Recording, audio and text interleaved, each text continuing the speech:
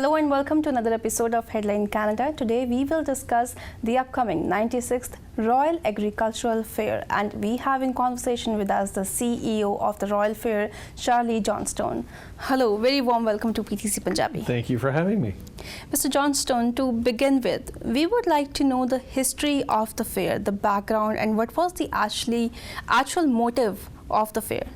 Well, I think the motive originally, like I say, in 1922, so 96 years ago, was to really celebrate the birth of the country and to celebrate our history in agriculture.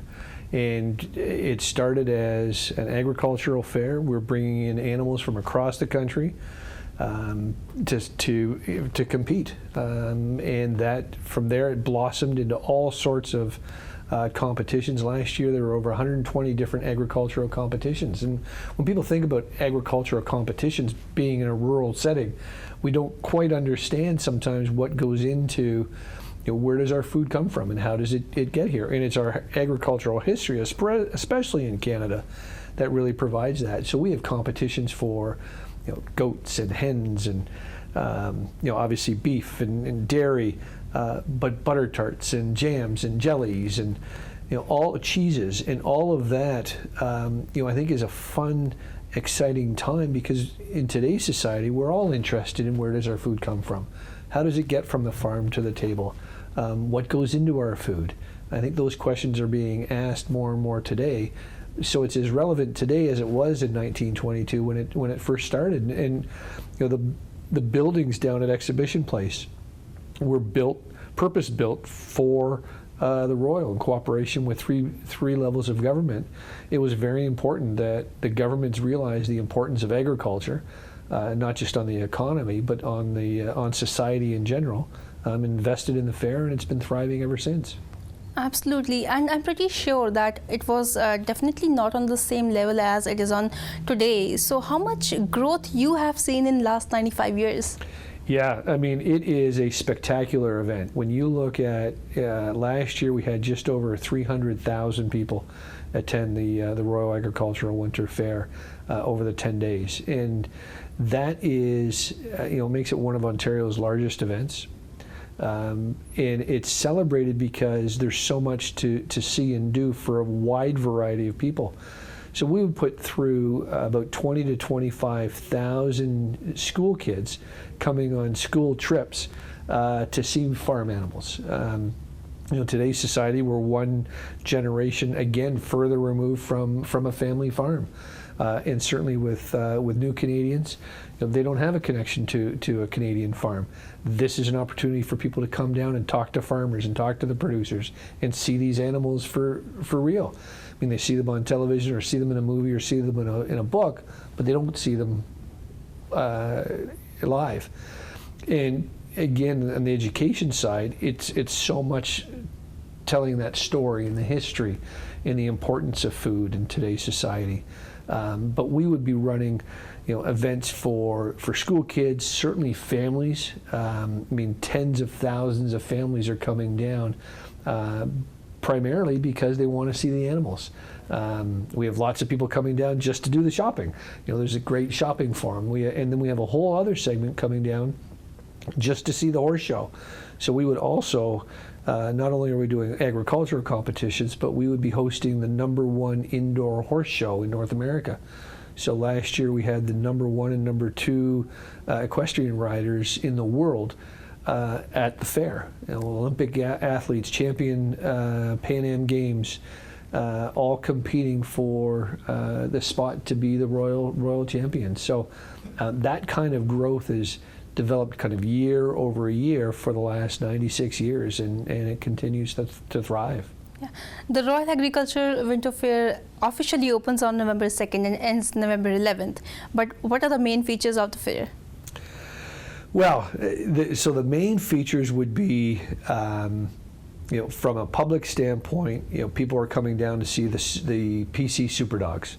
They're coming down to see the animals in the competitions. They're coming down to see we have 5,000 animals that are on site over the course of those 10 days. We also have the culinary arts component to it. So very much, it's the preparation of our food, and we're doing that with celebrity chefs, and you can sign up to cook along with the chefs. So it's not just watching a competition; it's actually participating. And we're certainly doing things now with the Boots and Hearts Musical Festival that attracts a younger demographic coming down to hear some country music. We're doing a craft beer and cider awards. I mean, that ties into what goes into our beer, what goes into our craft beer. A lot of those ingredients obviously are hops and yeast and barley and water, and all combined to make great beer. Well, we provide not just a facility to drink the beer, but to get educated by the producers and what goes into a stout versus a lager versus an ale, and you tie that in with some music, and it makes for a fun evening. Absolutely, and here I would like to tell my viewers that first time the Royal Fair has actually partnered with the Canada's largest music festival, Boots and Hearts. So we can say definitely there is something special and new coming up this year. Absolutely. We're launching Tim Hicks' Get Loud tour at the Royal Agricultural Winter Fair this year. So it's a big new initiative for us. He'll be joined by, I think, 5 other bands on the Thursday evening. Tickets are on sale now, but there's limited to only 3,000 people, so that event will sell out. And it just adds a new component of something that's young and fresh. And we were up at the Boots and Hearts Music Festival just a couple weekends ago. The feedback was great. And I think sometimes when people think about the Royal, a lot of people go, "Oh, I remember going there when I was young." Well, now having your own family, you want to bring your own kids, but friends of our kids. I have four kids in their 20s. Last year they said, "Oh, I want to come down to the horse show." I said, "Well, what night do you want to come down?" "The night I can get dressed up." So it is the Royal. So there's a big element of pride and prestige, and at the horse show for 4 of the nights, it's a black tie event. So it really is something special that we get to celebrate. Absolutely, and I think it is a festival, a fair, when a country comes to the city to celebrate it, celebrate the 10 spectacular days. Yeah. But what do you think, how many tourists or viewers this fair attracts every year, and what sort of impact it leaves on the tourism industry in Ontario and in Canada? Yeah. So over the course of the 10 days, we would generate about $50 million in economic impact for the city of Toronto. So tens of thousands of people coming from across the country, coming from Europe. About 18 countries last year were competing at the fair and participating. And one of the things that I think we take for granted is, we understand our level of food safety and security in Canada is world class. And we have a whole international business center where people are coming from around the world. I mean, literally several thousand are coming to the fair to talk to our producers, to buy products, to attend the seminars, to be part of the key learnings that we're sharing at the Royal. That I think sometimes, we living in an urban setting in downtown Toronto, when we order a nice dinner, it just appears. Well, there's tens of thousands of people that are working in the food industry to get that from farm to your plate at a restaurant. I think in Canada, it's about 1 in 8 people are directly connected to food and agriculture industries. There are millions of really outstanding jobs that exist, and I think years ago people used to think it was a farmer and a plaid shirt and a John Deere tractor and a hat, and that was a farmer. And now there are the technology involved and the skill set involved of producing food. It can be biology, physics, economics, business are all tied into the agri-food business, and we're celebrating that with the province of Ontario in our partnership with the University of Guelph as an agricultural school. They're a new partner of ours. So it's really also, it's not just celebrating the past in 96 years, it's more about the future. We've got a world to feed, and the world population is growing. Well, how are we going to do that? And Canada is leading that forefront, and certainly the Royal is a platform for educating the population and sharing that knowledge. Absolutely, and we've mentioned a couple of times that this is a really old festival, old fair, but I'm pretty sure whenever you organize this festival every year, you must be facing some sort of difficulties. What challenges do you face, and how many volunteers are involved to finish this festival? Yeah, it really is amazing that we have people that have volunteered year after year for 30, 40 years to come in to help us pull this off. This couldn't be done without the 500-600 volunteers that we have. It really is a spectacular event when you consider that full-time we're less than 15 full-time staff to execute one of the biggest events in Ontario. And to do that, we rely on a lot of volunteers. And I think one of the things that's most interesting, having been to the fair now, this is my fourth fair as the Chief Executive Officer, is really the passion that people have for the Royal. It really is something special, and having a background in sport and entertainment, I used to understand that certainly soccer, football, rugby, NFL football all skew very high in terms of fan engagement, and I thought I understood fan engagement until you get an animal involved. And when you have an animal, people are a lot more passionate about what they're doing and a lot more committed to it. And it's very exciting to see that families have been participating in the fair for generations. Last year, I was walking through one of the barns, and I had one of our farmers come up to me and said, "Would you mind taking a picture with my grandson?" I said, "Sure, but why am I doing that?" And he said, because this baby that you're holding is the fourth generation of our family to be at the fair. Wow. And that's pretty special when you have families that are coming from across the country, making the trek to Toronto every year to compete, because competing at the Royal and winning has got a huge impact on the financial viability of a lot of these producers. I mean, to say that you won Grand Champion or you're the Royal Champion in your category adds a lot of prestige to your stock or your products that you're selling. Absolutely. I think to get involved with the fourth generation is an achievement, I guess. Oh, I mean, you just don't. I've never heard of that. Exactly. And they do it with such pride. And it was interesting because my first year through, I was walking the barns first thing in the morning. People were nodding, morning, and the next morning you'd say, "Hey, good morning." And the third morning it'd be like, "You're the new guy, aren't you? What are you doing down here? Come on, I'll buy you a coffee." And they're telling me these stories and pictures about their grandparents or their great-grandparents that had come down, and it's just part of what they do. And I think for people living in the city that haven't experienced that, it really is something different and special. It's not like just going to another event where you're going on an amusement ride or you're having a deep-fried Mars bar. It really is about getting back to our roots and understanding sort of a real value system. And we're looking for things in today's society. It's so fast and so digital and so spontaneous that the idea of having something real and authentic and that's heartwarming, because we all share food. Yes. It doesn't matter what our backgrounds are, how we prepare it and what we do with it may be different, but it's our sustenance. We need it.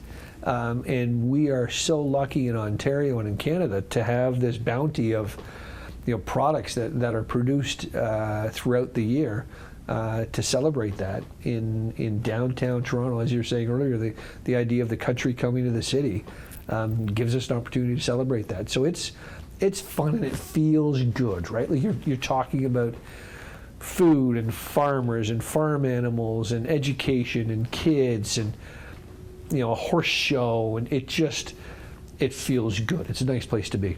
Definitely. I'm really enjoying this conversation, especially hearing how passionate people are, how passionate Canadians are. We will continue our chat, but right after a short break. Welcome back after the break. We have in conversation with us the CEO, Charlie Johnston from Royal Canadian Fair. Mr. Johnston, we would like to know how you got associated with the Royal Fair. Well, in 2015, I was the president of the Honda Indy Toronto. Prior to that, I used to have my own sports marketing agency, so I've always been involved in big events and sports marketing. In 2015, I got a call from a headhunter and wanted to know if I was interested in the role as the CEO of the Royal. And I said, well, I don't know anything about agriculture and I don't know anything about horse shows, but other than that, I'm the perfect candidate. And as I went through the interview process, I kept coming home. My wife said, well, how'd that interview go? And I said, it was really good because I'd meet more of the board members and get an understanding of what they were seeing as the vision of where the Royal was going.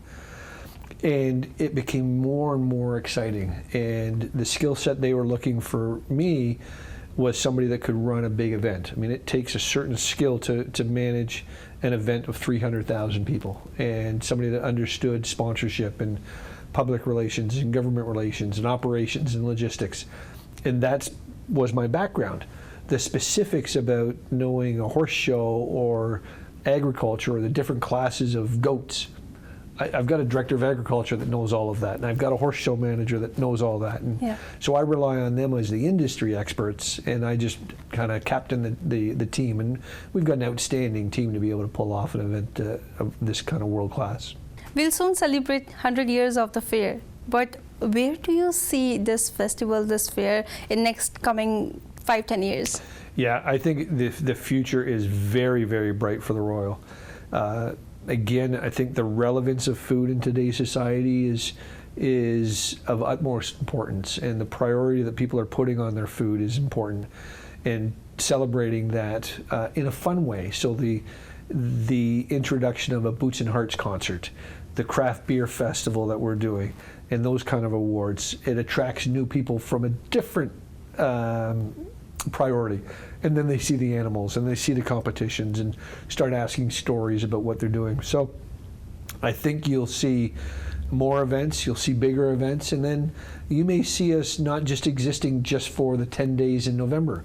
Maybe we're going to do something in the spring to celebrate the 100th anniversary and kick off from there. So we have a committee already set up for our 100th anniversary. We're working on plans, and it's going to be an exciting time to kind of build up to that really special celebration.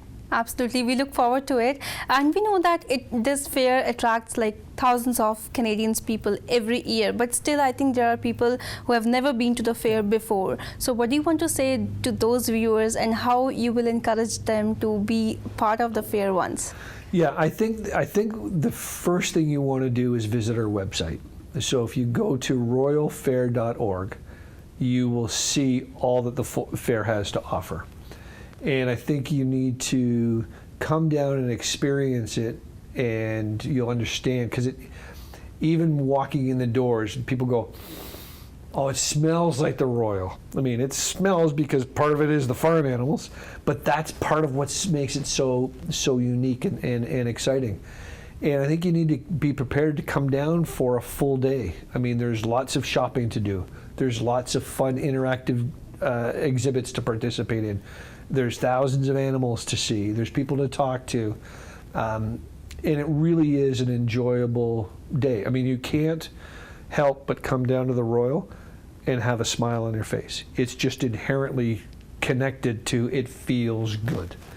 So I would encourage anybody that hasn't been there to go to the website, see what it is that you're about to experience, and come down and join us for a day.